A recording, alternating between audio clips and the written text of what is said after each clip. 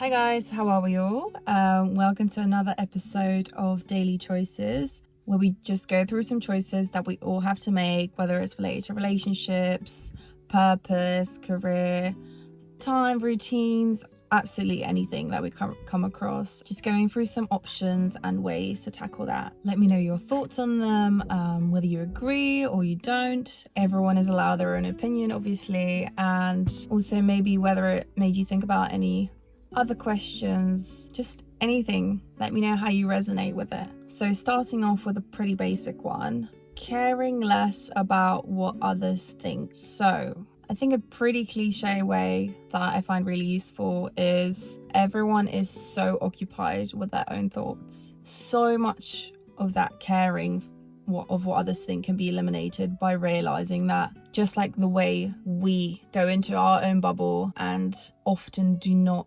notice what's going on around us happens to everyone else.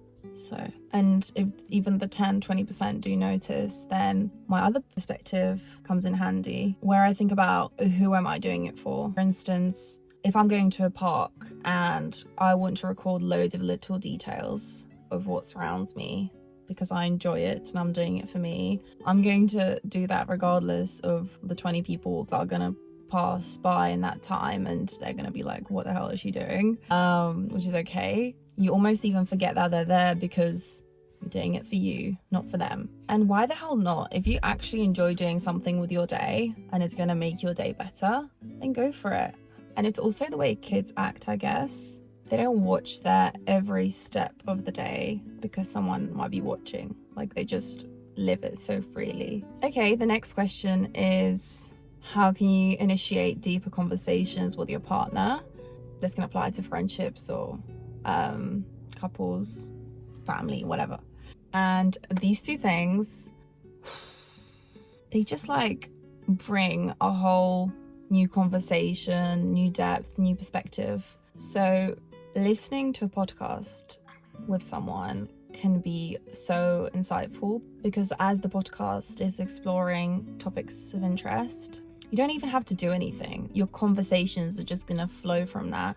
You can bounce back from adding on to what was mentioned or giving your own opinion or your own experiences about it. And it's a really good way to, there's so many podcasts and audiobooks out there, so you can literally go through any topic that you wanna deepen a conversation about with someone.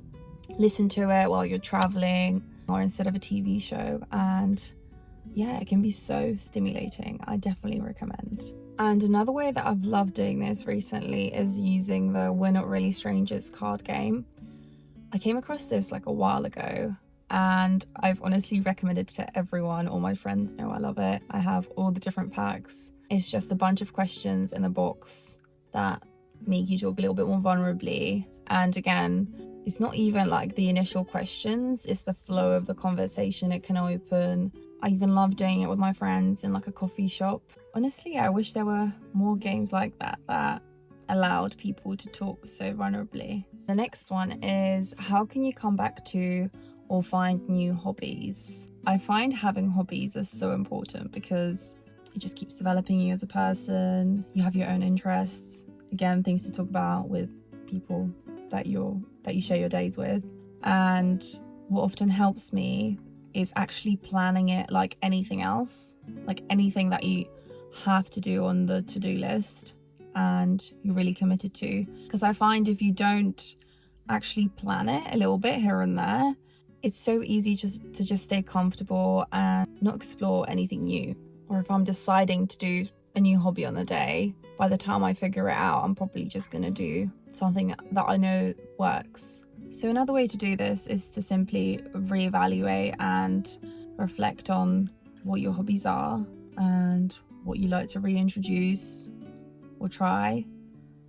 Because if you don't spend time thinking about it, maybe noticing while you're doing certain activities how it makes you feel, then it's a lot more scattered.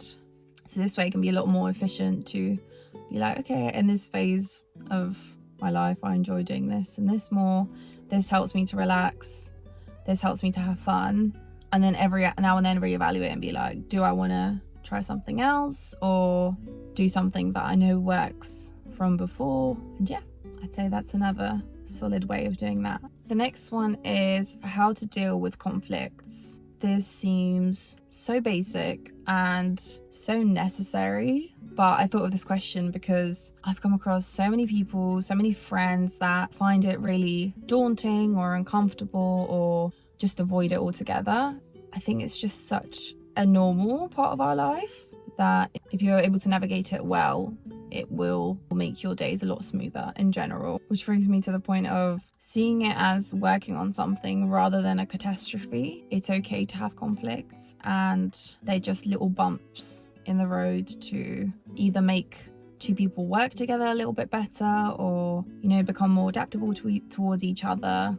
And yeah, I think that's a really good way of dealing with them, not seeing them as the end of the world, but just another step to make the process a bit smoother. And another big thing that I think helps in these scenarios is straightforwardness.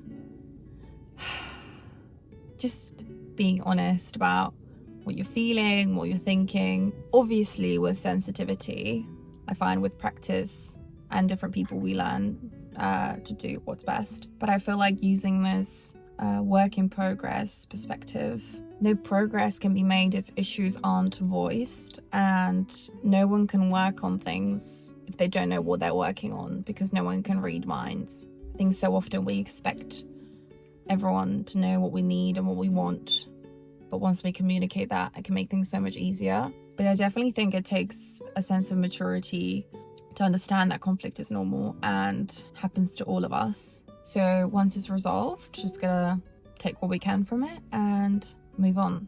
And last but not least, how to be more confident. This perspective has helped me in so many situations. Is confidence to me looking nice or feeling grounded and the way I'm handling myself?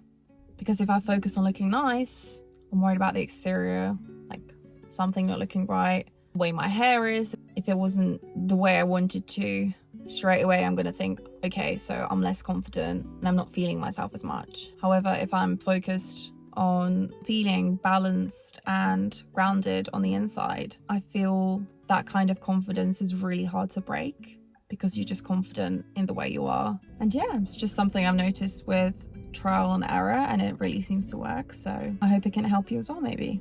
Thank you so much for watching, guys. I will be coming back with more videos. Like and subscribe if you're enjoying the content. Feel free to comment any more suggestions for what you'd like me to talk about more, or yeah, just any thoughts in general. Have a lovely week ahead, and I'll see you in the next one.